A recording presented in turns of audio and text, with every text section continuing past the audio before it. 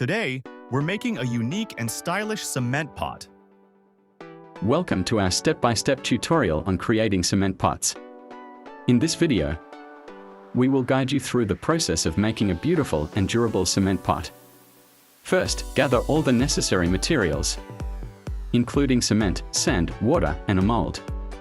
Next, mix the cement and sand in a large container, following the manufacturer's instructions.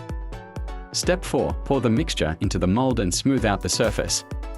Step 5. Allow the mixture to set and harden. This may take several hours, depending on the temperature and humidity.